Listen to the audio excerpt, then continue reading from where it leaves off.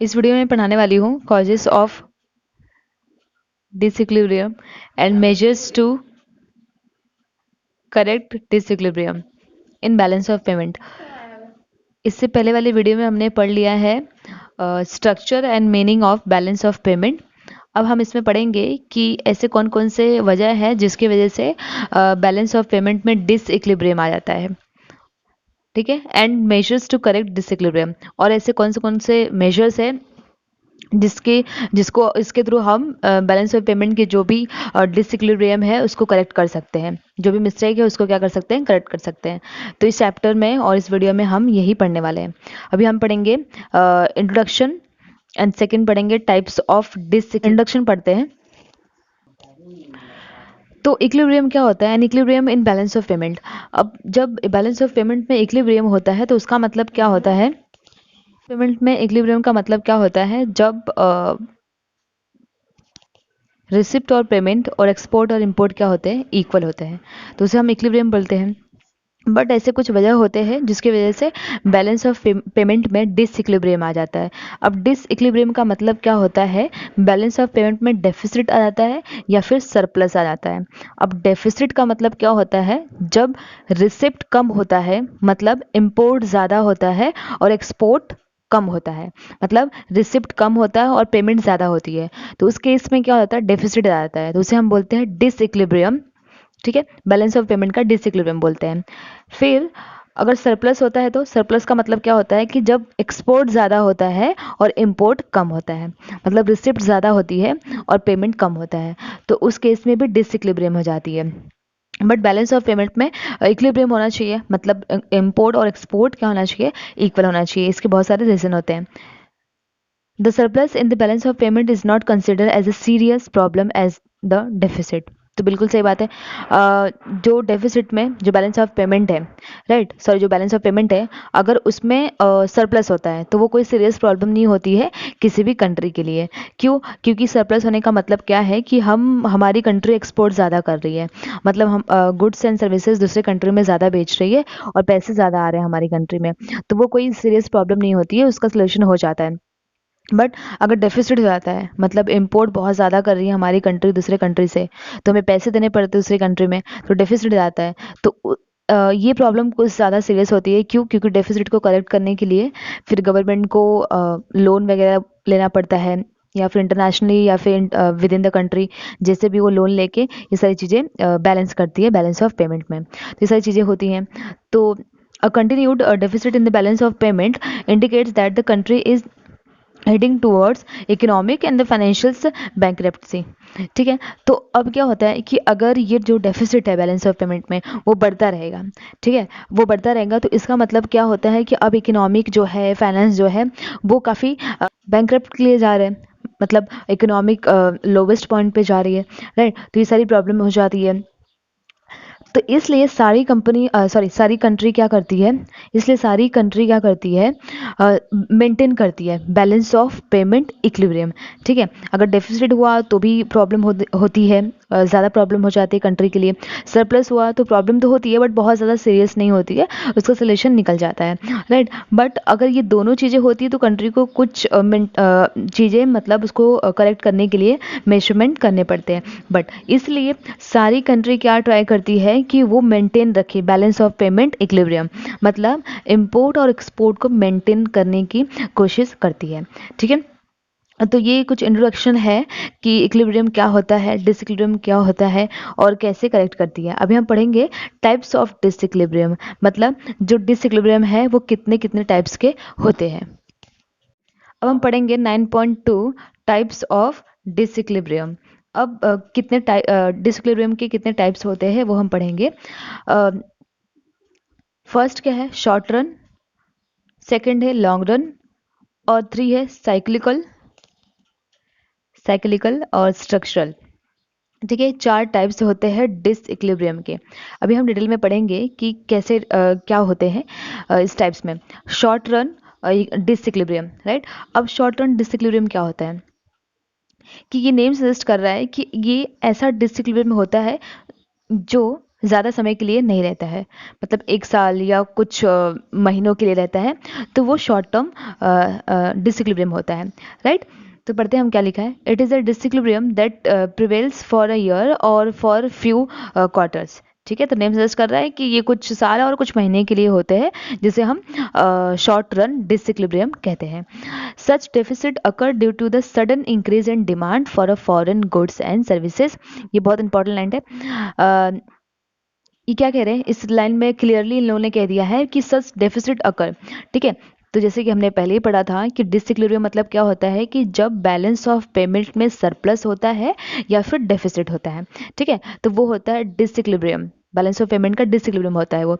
Okay, तो ये क्या बोल रहा है कि अगर डेफिसिट होता है, ठीक है, deficit occurs due to sudden, ठीक है, क्या होता है, अचानक डिमांड बढ़ जाती है फॉरेन प्रोडक्ट के लिए। ठीक है, अगर हमारे इंडिया में फॉरेन प्रोडक्ट के लिए डिमांड बढ़ जाती है अचानक, ओके, गुड्स एंड सर्विसेज के लिए, तो इस वजह से क्या होता है, डेफिसिट होता है, राइट? अब सीधी सी बात है कि अगर हम फॉरेन कंट्री के जो गुड्स हैं, right, foreign goods and services, right, जो फॉरेन कंट्री के गुड्स एंड सर्विसेज है, उसकी डिमांड अगर अचानक बढ़ जाती है, तो इससे क्या होता है कि इम्पोर्ट ज़्यादा होता है।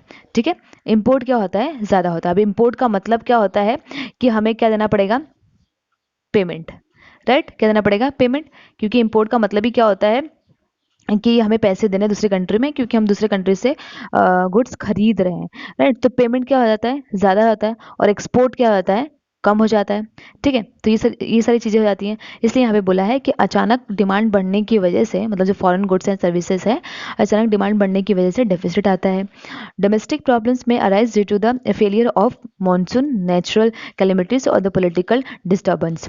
ठीक है, अब क्या होता है कि जो डोमेस्टिक प्रॉब्लम है, कभी कभी क्या होता है कि जब नेचुरल कैलेमिटी हो जाती है, मतलब मॉनसून की वजह से या फिर नेचुरल कैलेमिटीज, ओके, और पॉलिटिकल डिस्टर्बेंस, ये सारी चीज़ों की वजह से भी जो गुड्स एंड सर्विसेज होते हैं, जो डिमांड एंड सप्लाई होती है, उसमें थोड़ी डिसइक्विलिब्रियम आ जाती है। ठीक है, which may result in an increase in import और decline export। ठीक है, अब ये सारे डिस्टर्बेंस आ जाते हैं, फ्लड वगैरह आ गया, अर्थक्वेक आ गया, राइट, ऐसी चीज़ें हो जाती हैं, और पॉलिटिकल डिस्टर्बेंस हो गया, तो ऐसी चीज़ों की वजह से क्या होता है कि जो गुड्स एंड सर्विसेज हैं वो हमें इंपोर्ट करने ही पड़ते हैं, राइट? इस वजह से इंपोर्ट बढ़ जाता है और एक्सपोर्ट कम हो जाता है। क्यों? क्योंकि डोमेस्टिक प्रॉब्लम हो गई है, राइट? मानसून अच्छा नहीं हुआ तो ग्रेन्स वगैरह अच्छे नहीं हुए, राइट, टेक्नोलॉजी अच्छे से नहीं बनी, पॉलिटिकल डिस्टर्बेंस आ गया, तो ये सारी चीज़ों की वजह से क्या होता है कि हमें इंपोर्ट करना ही पड़ता है गुड्स एंड सर्विसेज। अब ये सारी चीज़ें हैं तो एक्सपोर्ट तो होने से रहा, राइट, वो कम हो जाता है, इसलिए डेफिसिट होती है, बट ये शॉर्ट टर्म के लिए होती है, उसको बाद में करेक्ट किया जाता है। Such disturbance do not require major policy decision. They can be corrected through short-term borrowing or other adjustment in capital account. ठीक है, तो नेम सजेस्ट कर रहा है कि अगर ऐसी सारी प्रॉब्लम होती है, ऐसी सारी डिस्टर्बेंस है जिसकी वजह से ये डेफिसिट बढ़ रहा है, तो कोई भी बहुत ज़्यादा पॉलिसी डिसीजन की ज़रूरत नहीं पड़ती, राइट, इकोनॉमिक को करेक्ट करने के लिए।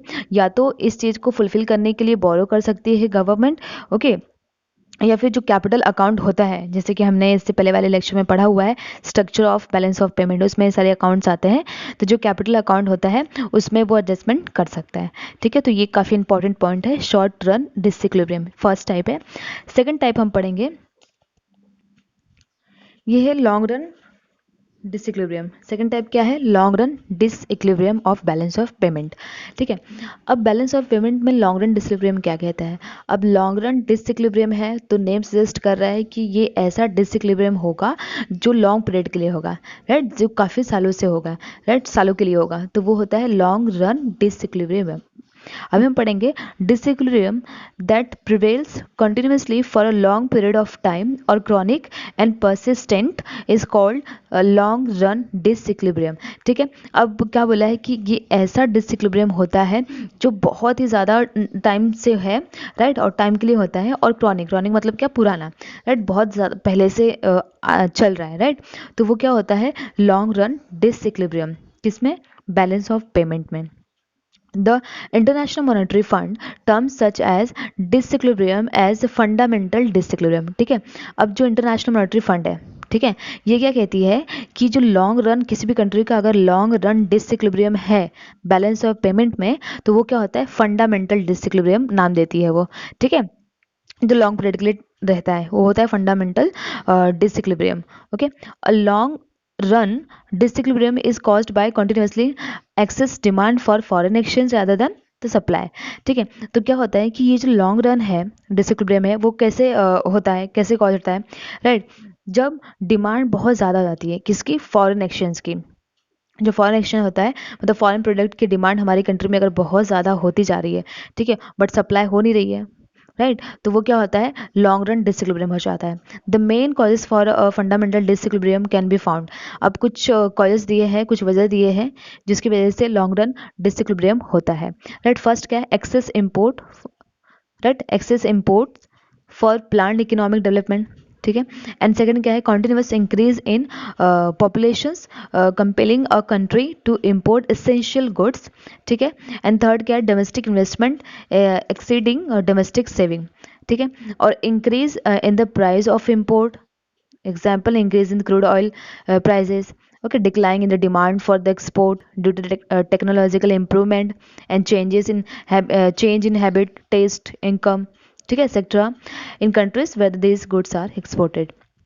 तो क्या हो रहा है कि इतनी सारी वजह दी हैं जिसकी वजह से अगर ये सारी प्रॉब्लम्स जो हमने पढ़ी अभी, ये सारी प्रॉब्लम्स अगर होती है किसी भी कंट्री में, तो उस कंट्री में लॉन्ग रन डिसइक्विलिब्रियम होता ही है, राइट? जैसे कि जो फॉरेन, इस फर्स्ट वजह क्या दिया है? एक्सेस इम्पोर्ट, ठीक है। अब हमें इम्पोर्ट ज़्यादा करना पड़ रहा है इकोनॉमिक डेवलपमेंट के पर्पज़ के लिए, ठीक है। अब जो पॉपुलेशन है कंट्री की, वो बहुत ज़्यादा बढ़ रही है, तो कुछ एसेंशियल जो नेसेसिटी प्रोडक्ट होते हैं, राइट, गुड्स होते हैं, उसको इंपोर्ट करना ही पड़ता है, क्योंकि जितनी ज़्यादा पॉपुलेशन बढ़ती है उतनी ज़्यादा प्रॉब्लम आ जाती है कंट्री में। तो ये सेकंड रीज़न हुआ, और काफ़ी इंपॉर्टेंट रीज़न है जिसकी वजह से लॉन्ग रन डिसइक्विलिब्रियम होता है। अब क्या होता है कि डोमेस्टिक इन्वेस्टमेंट ज़्यादा हो जाता है, मतलब जितनी सेविंग नहीं है उससे ज़्यादा इन्वेस्टमेंट होते जा रहा है, राइट? अगर इन्वेस्टमेंट होते जा रहा है, ये भी एक प्रॉब्लम है जिसकी वजह से लॉन्ग रन डिसइक्विलिब्रियम होता है। और है कि जो हम इंपोर्ट गुड्स इंपोर्ट कर रहे हैं, अगर उसकी प्राइस बढ़ गई, राइट, तो भी हमारी इकोनॉमिक में मतलब बैलेंस ऑफ पेमेंट में क्या होता है? लॉन्ग रन डिसइक्विलिब्रियम आ जाता है। क्यों? क्योंकि अगर फॉरेन गुड्स सर्विसेज, राइट, जो हम इंपोर्ट कर रहे हैं उसकी प्राइस बढ़ जाती है, तो हमें ज़्यादा से ज़्यादा पेमेंट करना पड़ता है अपनी कंट्री से, राइट? तो इसकी वजह से क्या होता है? डिसइक्विलिब्रियम तो होता है, बट वो लॉन्ग रन के लिए हो जाता है।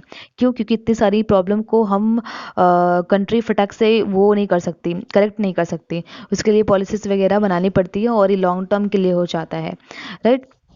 और कभी कभी क्या होता है कि जो हमारी कंट्री जो गुड्स एक्सपोर्ट कर रही है, राइट, वो काफ़ी आउटडेटेड हो जाते हैं। क्यों? क्योंकि टेक्नोलॉजी नहीं होती है बहुत ज़्यादा, या फिर जो हमारी कंट्री एक्सपोर्ट कर रही है गुड्स, क्योंकि एक्सपोर्ट करेगी तो पैसे आएंगे, तो थोड़ा तो डिसइक्विलिब्रियम रिकवर हो जाएगा। बट कभी कभी क्या होता है कि जिस कंट्री में हम अपना गुड्स एंड सर्विस एक्सपोर्ट कर रहे हैं, उन लोगों का टेस्ट चेंज हो गया हो, फैशन चेंज हो गया हो, हैबिट चेंज हो गई हो, इनकम चेंज हो गया हो, जिसकी वजह से जो एक्सपोर्ट होता है हमारा, वो भी कम हो जाता है। तो ये सारी प्रॉब्लम होती है जिसकी वजह से लॉन्ग रन डिसइक्विलिब्रियम हो जाता है। अब ये लॉन्ग रन जो डिसइक्विलिब्रियम है, इसको करेक्ट करने के लिए, जो फंडामेंटल डिसइक्विलिब्रियम है, इसको करेक्ट करने के लिए कंट्री क्या कर सकती है? एक्सपोर्ट को बढ़ाएगी और इम्पोर्ट को कम करेगी, तो ही ये लॉन्ग रन डिसइक्विलिब्रियम करेक्ट हो पाएगा, ठीक है। अभी थर्ड पढ़ेंगे हम टाइप्स ऑफ डिसइक्विलिब्रियम का थर्ड पॉइंट है साइक्लिकल डिसइक्विलिब्रियम। अब नेम सजेस्ट कर रहा है, इकोनॉमिक में अगर साइक्लिकल डिसइक्विलिब्रियम होता है, इसका मतलब यही होता है कि जो बिजनेस साइकिल, हमने पढ़ा होगा बिजनेस साइक्लिकल भी होता है, राइट? तो उसका मतलब क्या होता है कि अगर साइक्लिकल डिसइक्विलिब्रियम है इकोनॉमिक में, तो उसका मतलब यही होता है कि जो हमारी इकोनॉमिक है वो या तो प्रॉस्पेरिटी में है, राइट, या फिर रिसेशन में है, डिप्रेशन में है, ये सारी चीज़ें होती हैं, राइट। तो ये जो बिजनेस कंडीशन होते हैं, जो फेजेस होते हैं ना ट्रेड साइकिल के, वही होते हैं साइक्लिकल डिसइक्विलिब्रियम, किसमें? बैलेंस ऑफ पेमेंट में। तो ये जो साइक्लिकल जो फेजेस होते हैं बिजनेस साइकिल के, राइट, उसकी वजह से भी बैलेंस ऑफ पेमेंट में क्या हो जाता है? डिसइक्विलिब्रियम आ जाता है, ठीक है, मतलब डेफिसिट और सरप्लस जैसी कंडीशन आ जाती है। तो ये क्या है? Cyclical disequilibrium. Okay, as the countries are interdependent, right. अब हमें पता ही है कि कंट्रीज क्या होती है, इंटरडिपेंडेंट है, राइट। कोई भी कंट्री ऐसा सेल्फ सफिशिएंट नहीं है, राइट, कि वो खुद ही सारे गुड्स एंड सर्विसेज प्रोड्यूस करे और सेल्फ सफिशिएंट हो, राइट। तो ये सारी चीज़ें तो नहीं होती हैं, राइट, ये रेयर केस है, राइट। तो सभी कंट्री को एक दूसरे पर डिपेंड रहना पड़ता है, राइट। तो वही लिखा है। तो ये सारी जो डिपेंडेंसी है, ओके, जो इंटरडिपेंड है, इसकी वजह से ही साइक्लिकल डिसइक्विलिब्रियम आता है। मतलब इकोनॉमिक एक्टिविटी है जो वो या फिर प्रॉस्पेरिटी पे रहती है, या फिर लोवेस्ट पॉइंट पे रहती है, राइट, या फिर डिप्रेशन में रहती है, रिसेशन में रहती है। ऐसी सारी चीज़ें इकोनॉमिक में होती हैं, जिसकी वजह से बैलेंस ऑफ पेमेंट में भी डिसइक्विलिब्रियम आ जाता है। उसे हम साइक्लिकल डिसइक्विलिब्रियम कहते हैं, याद रखना।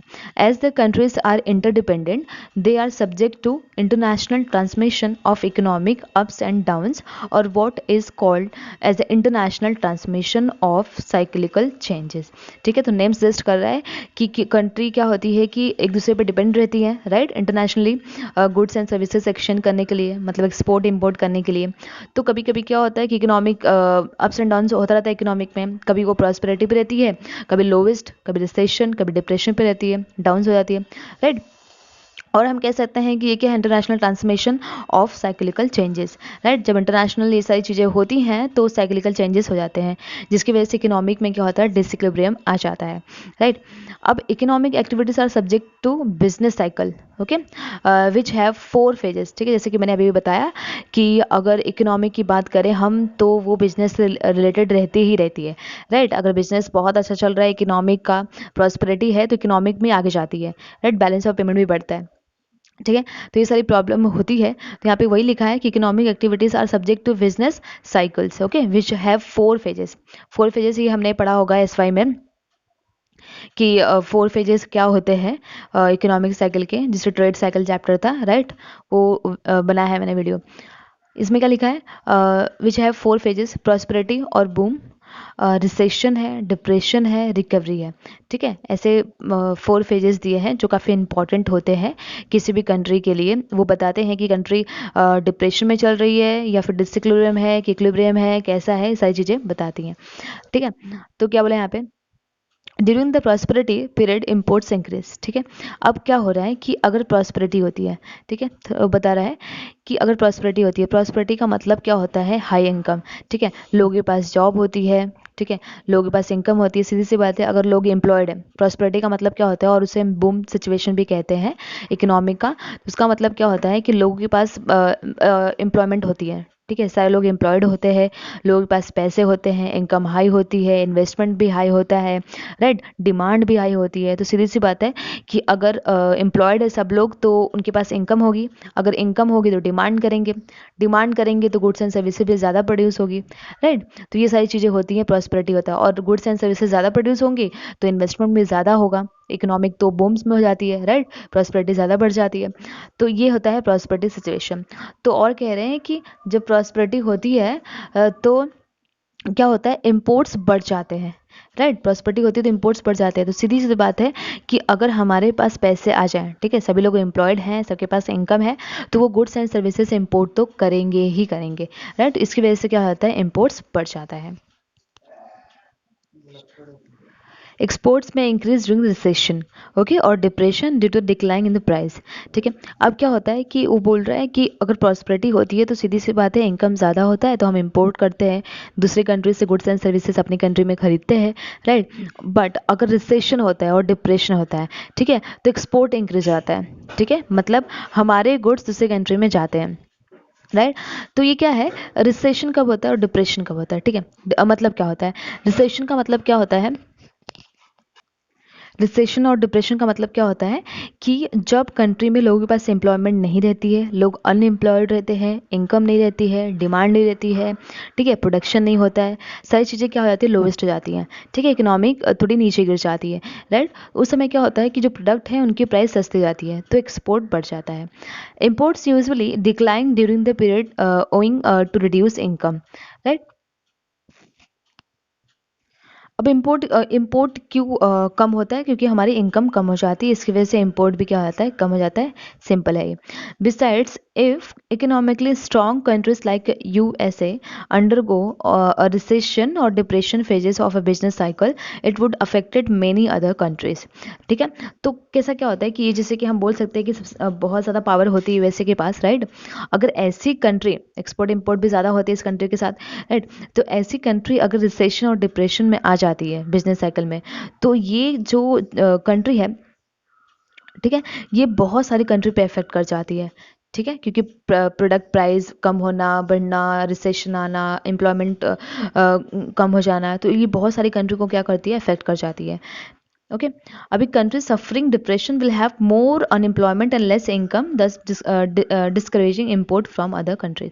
ठीक है, तो ये सब सारी बातें बता दी मैंने। अगर कंट्री डिप्रेशन में है तो अनएम्प्लॉयमेंट आ जाता है, राइट, और इनकम भी नहीं रहती लोगों के पास, तो इसकी वजह से इम्पोर्ट भी नहीं करते। वही बात लिखिए दोबारा। Similarly a boom period encourage imports into this country. ठीक है, वही बात है, अगर बूम्स पीरियड है मतलब कि प्रॉस्पेरिटी है, तो इम्पोर्ट ज़्यादा होंगे। क्यों होंगे? क्योंकि मैंने बता दी है, लोगों के पास इनकम ज़्यादा होगी तो लोग डिमांड ज़्यादा करेंगे, इसलिए इम्पोर्ट्स भी बढ़ जाता है, right. Thus some countries may have problem of deficit because of decline in demand for from other countries, okay, due to their recession और डिप्रेशन। तो सिंपल है कि अगर कुछ कंट्री डेफिसिट की प्रॉब्लम भी बेयर करती है, क्यों? उसके बैलेंस ऑफ पेमेंट में डेफिसिट भी आ जाता है, क्यों? क्योंकि इनकम डिक्लाइन हो जाती है ना, डिमांड डिक्लाइन हो जाती है, डिमांड है ही नहीं, राइट। और जिस कंट्री में से वो लोग रिसेशन, जिस कंट्री से लोग एक्सपोर्ट इंपोर्ट करना चाहते हैं, उस कंट्री में रिसेशन और डिप्रेशन है, तो डिमांड है ही नहीं, राइट, एम्प्लॉयमेंट है ही नहीं, तो डेफिसिट तो आना ही है, right? In other words, disequilibrium is the result of effect of business cycle at the home as well as in other countries. ठीक है, तो कहने का मतलब है कि समरी है कि अगर डिसइक्विलिब्रियम आ जाता है, मतलब साइक्लिकल डिसइक्विलिब्रियम आ जाता है, तो इसकी वजह से क्या होता है कि जो बिजनेस साइकिल है, राइट, वो सिर्फ हमारी कंट्री मतलब अपनी ही कंट्री को नहीं, बल्कि जो दूसरी कंट्री होती है उसको भी अफेक्ट कर जाता है। जैसे एग्जांपल इन लोगों ने दिया था यूएसए का, राइट, उसका रिसेशन होगा, डिप्रेशन होगा, राइट, रिसेशन डिप्रेशन होगा तो क्या होगा, अदर कंट्रीज, तो इंपोर्ट जो है, अगर रिसेशन डिप्रेशन होगा तो इंपोर्ट्स नहीं होगा उस कंट्री में, क्योंकि रिसेशन आ गया, इनकम है नहीं, राइट, तो वो इंपोर्ट कैसे करेंगे? अगर उसी कंट्री में प्रॉस्पेरिटी है तो वो क्या करेगा, इंपोर्ट को इंक्रीज करेगा। तो सीधी सी बात है, ये जिस कंट्री से इंपोर्ट करेगा उस कंट्री के लिए बेनिफिशियल होगा। अगर रिसेशन में चल रहा है तो ये इंपोर्ट नहीं करेगा, दूसरी कंट्री जो जिससे ये इंपोर्ट करता है तो इफेक्ट कर जाएगी, राइट, ऐसा हो जाएगा। अगर ये प्रॉस्पेरिटी में है, राइट, सपोज देखो एग्जाम्पल, ये वैसे है, राइट। अब ये क्या करे, डिफरेंट डिफरेंट कंट्री है ये, ठीक है, ए बी सी कंट्री है। अब यूएसए में क्या आया, रिसेशन आया, रिसेशन डिप्रेशन आया, ठीक है। तो कहने का क्या मतलब है, अगर एक कंट्री में कुछ भी होता है तो वो दूसरी कंट्री को भी अफेक्ट कर जाती है, प्लस खुद की कंट्री को और दूसरी कंट्री को भी अफेक्ट कर जाती है, राइट। तो वैसे है, राइट, अब रिसेशन आ गया उसकी कंट्री में, तो वो क्या करेगी, इंपोर्ट कम कर देगी, जिससे इन लोगों से जो इंपोर्ट लेती थी वो कम हो जाएगी, राइट। तो ये कंट्री क्या कर जाएगी, इफेक्ट कर जाएगी, राइट। और वही अगर बूम्स की सिचुएशन है या फिर प्रॉस्पेरिटी है यूएसए में, तो ये क्या करेगी, ये सारी कंट्री से इंपोर्ट बढ़ा देगी, मतलब इंपोर्ट बढ़ता है ना इस कंट्री में, क्यों? क्योंकि अभी ये बूम्स में चल रही है, प्रॉस्पेरिटी है, लोगों के पास इनकम ज़्यादा है, जॉब है, राइट, एम्प्लॉयमेंट है, ठीक है, तो ये कंट्री के लिए भी बेनिफिशियल होगा, ठीक है। इस तरह बोल रहे हैं कि साइक्लिकल डिसइक्विलिब्रियम होता है, मतलब एक कंट्री अगर अफेक्ट कर जाती है तो इसके साथ दूसरी जो अदर्स कंट्री होती है, राइट, जो ट्रांजेक्शन होता रहता है वो भी अफेक्ट कर जाती है। क्यों? क्योंकि सब इंटरडिपेंडेंट होते हैं। अंडरस्टूड? आई होप समझा होगा। अभी हम पढ़ेंगे फोर्थ पॉइंट। फोर्थ है स्ट्रक्चरल डिसइक्विलिब्रियम। अब ये जो होता है स्ट्रक्चरल डिसइक्विलिब्रियम क्या होता है, ठीक है, ये ऐसा डिसइक्विलिब्रियम होता है जो जब डिमांड और सप्लाई में, ठीक है, और फैक्टर मार्केट, कम्युनिटी मार्केट, इसमें जब चेंजेस आते हैं, ठीक है, मतलब अगर जिस कंट्री में हम लोग एक्सपोर्ट कर रहे हैं, सपोज हम लोग किसी दूसरे कंट्री ए कंट्री बी में क्या कर रही है, एक्सपोर्ट कर रही है, ठीक है, पर्टिकुलर कंट्री का नाम नहीं लूँगी, अब एग्जाम्पल समझा रही हूँ। कंट्री ए कंट्री बी में क्या कर रही है, एक्सपोर्ट कर रही है, ठीक है, मतलब कंट्री ए इस कंट्री में गुड्स एंड सर्विसेज बेच रही है, ठीक है, बट ये जो बी कंट्री है वहाँ के लोगों की इस प्रोडक्ट को लेके टेस्ट, फैशन, सारी चीज़ें क्या हो गई, हैबिट्स चेंज हो गई है, राइट। तो फ़र्क किस पे पड़ेगा, ए पे पड़ेगा। क्यों? क्योंकि अभी ये जो गुड एक्सपोर्ट कर रहा था इस कंट्री में अब नहीं ले रहे वो, राइट, जिसकी वजह से बैलेंस ऑफ पेमेंट में क्या आ जाएगा, डिसइक्विलिब्रियम आ जाएंगी। समझ में आया? तो ये होता है स्ट्रक्चरल डिसइक्विलिब्रियम। स्ट्रक्चरल डिसइक्विलिब्रियम पढ़ते हैं हम अभी। It arises due to the structural changes in the economic affecting demand and supply relation in the commodity and factor market. ठीक है, तो नेम सजेस्ट कर रहे हैं अगर डिमांड एंड सप्लाई में के रिलेशन में चेंजेस आते हैं, राइट, कमोडिटी मार्केट में, फैक्टर मार्केट में चेंजेस आते हैं, तो ये डिसइक्विलिब्रियम आ जाती है बैलेंस ऑफ पेमेंट में। Exports of a country may decline if in the rest of the world demand is diverted to other commodity due to the change in taste, okay, fashion, habits और income. तो जो मैंने समझाया अभी example के लिए, example के through वही चीज़ लिखा हुआ है इन लोगों ने कि जो एक्सपोर्ट होता है, ठीक है, किसी भी कंट्री का एक्सपोर्ट जो होता है वो कम कब होता है, जब दूसरी कंट्री के लोगों का डिमांड जो होता है वो दूसरे प्रोडक्ट पे चला जाता है, राइट, वो लोग दूसरे प्रोडक्ट डिमांड करने लगते हैं। क्यों? क्योंकि उनका टेस्ट, फैशन और हैबिट और इनकम क्या हो जाती है, चेंज हो जाती है। और इनकम भी बोला है, कभी कभी क्या होता है कि अगर कंट्री ए बी को एक्सपोर्ट कर रही हो जो गुड्स वो महंगे हैं, राइट, अब कंट्री सी आ गई, वही गुड्स वो उसे सब्स्टिट्यूशन कहेंगे, वही गुड्स वो कम पैसे में दे रही है, राइट, तो वो लोग सी से लेंगे। या फिर जिस कंट्री में एक्सपोर्ट कर रहे हैं बी कंट्री में, उस कंट्री के लोगों की इनकम कम हो गई तो भी नहीं लेंगे, राइट, तो एक्सपोर्ट कम हो जाएगा। तो ये सब स्ट्रक्चरल डिसइक्विलिब्रियम होते हैं, राइट, जो डिमांड की वजह से चेंजेस आते हैं। डिमांड फॉर रॉ मटेरियल्स में decline either due to the technological changes, okay, which reduce the raw materials content और डिस्कवरी ऑफ सब्स्टिट्यूट्स। ठीक है, तो बहुत सिंपल लिखा है इन लोगों ने। कभी कभी क्या होता है कि स्ट्रक्चरल चेंजेस में क्या होता है कि जो डिमांड है रॉ मटेरियल के लिए, ठीक है, जो कच्चे मटेरियल्स होते हैं, रॉ मटेरियल की जो डिमांड होती है वो डिक्लाइन हो जाती है। क्यों? कम हो जाती है। क्यों? क्योंकि क्या होता है, टेक्नोलॉजिकल चेंजेस आते हैं, अब रॉ मटेरियल की उतनी ज़रूरत नहीं है, राइट, वो चेंजेस आ चुके हैं।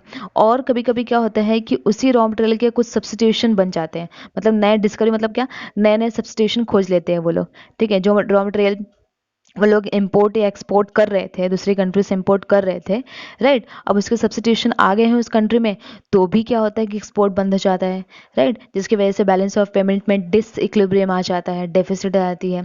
ठीक है, क्योंकि किसी भी कंट्री के लिए एक्सपोर्ट ज़्यादा अच्छा होता है। क्यों? क्योंकि रिसिप्ट आती रहती हैं। अब किसी वजह से उस कंट्री का एक्सपोर्ट बंद हो गया, कम हो गया, तो बैलेंस ऑफ पेमेंट में डिसइक्विलिब्रियम आता ही आता है, राइट। एक्सपोर्ट का मतलब क्या होता है, जब हम दूसरे कंट्री में गुड्स बेचते हैं, राइट, तो अगर हमारी एक्सपोर्ट के थ्रू अगर हमारी कंट्री में रिसिप्ट आना बंद हो जाएंगे या कम हो जाएंगे, राइट, तो उसकी वजह से स्ट्रक्चरल चेंजेस हो जाते हैं, जिसकी वजह से डिसइक्विलिब्रियम आ जाता है बैलेंस ऑफ पेमेंट में, राइट। फैक्टर मार्केट में also undergo structural changes due to the changes in the supply of factors of production, okay, especially. अब फैक्टर मार्केट बोला है तो फैक्टर मार्केट तो नेम सजेस्ट कर रहा है। फैक्टर मतलब क्या? फैक्टर्स ऑफ प्रोडक्शन, ठीक है। अब फैक्टर मतलब क्या? फैक्टर्स ऑफ प्रोडक्शन, जो भी गुड्स एंड सर्विसेज बनाने के लिए जो भी हम फैक्टर्स ऑफ प्रोडक्शन यूज़ करते हैं, right, land, labour, capital, entrepreneur, हमने पढ़ा होगा बहुत टाइम से ये चीज़ें, तो वो क्या होता है, फैक्टर मार्केट होता है। अब फैक्टर मार्केट जो होती है, राइट, उसमें भी चेंजेस होने की वजह से डिसइक्विलिब्रियम आ जाता है, ठीक है, बैलेंस ऑफ पेमेंट में, जिसे हम स्ट्रक्चरल डिसइक्विलिब्रियम कहते हैं। फैक्टरल में also undergo structural changes due to changes in supply of factors of production, ठीक है, फैक्टर्स ऑफ प्रोडक्शन, ठीक है, ऐसे फैक्टर्स जो प्रोडक्शन में यूज़ किए जाते हैं, स्पेशली लेबर एंड कैपिटल, ठीक है। तो specially supply of factors of production, specially labour और कैपिटल, ठीक है। अब लेबर और कैपिटल की ही बात करेंगे, ठीक है।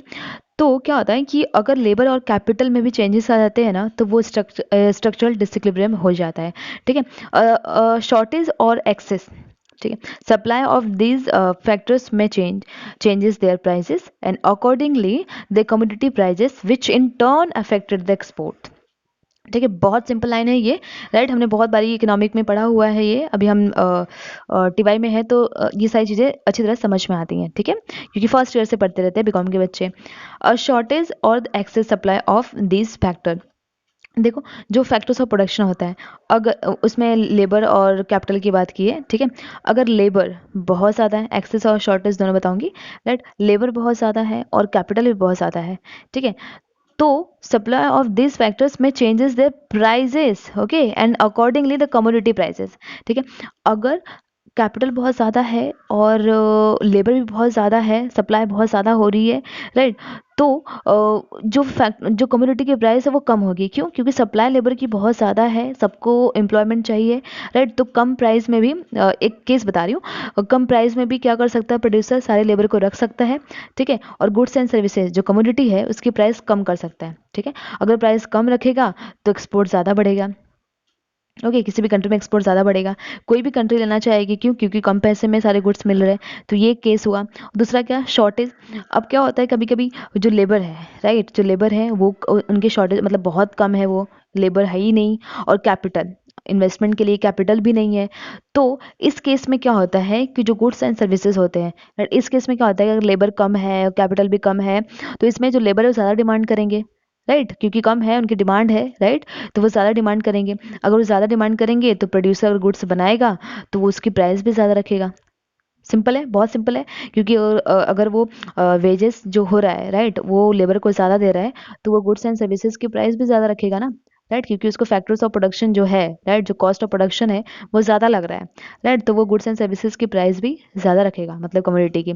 अगर वो प्राइस ज़्यादा रखेगा तो एक्सपोर्ट कम हो जाएगा, राइट, क्यों? क्योंकि अगर किसी भी कंट्री का इतना महंगा प्रोडक्ट है तो एक्सपोर्ट अपने आप कम हो जाते हैं, राइट। इसलिए कभी कभी बैलेंस ऑफ पेमेंट में या फिर ट्रेड बैलेंस करने के लिए गवर्नमेंट क्या करती है, डिवैल्यूएशन करती है, राइट। डिवैल्यूएशन का मतलब क्या होता है कि अपने जो प्रोडक्ट हैं, गुड्स एंड सर्विसेज है, उसकी प्राइस कम करती है, राइट, सो दैट एक्सपोर्ट बढ़े और ट्रेड बैलेंस हो जाए, मतलब बैलेंस ऑफ पेमेंट क्या हो जाए, बैलेंस्ड हो जाए, राइट। ये भी एक केस होता है, ठीक है। तो ये बहुत सिंपल लाइन में लिखा है लोगों ने कि अगर फैक्टर्स ऑफ प्रोडक्शन में भी चेंजेस, फैक्टर जो होते हैं, फैक्टर्स मार्केट, अगर उसमें भी चेंजेस आते हैं ना, तो वो स्ट्रक्चरल चेंजेस ही होते हैं, राइट, जिसकी वजह से बैलेंस ऑफ पेमेंट में क्या आता है, डिसइक्विलिब्रियम आ जाता है। ओके, आई होप ये समझा होगा types of disequilibrium. Next lecture में हम पढ़ेंगे causes of disequilibrium. Okay, thank you.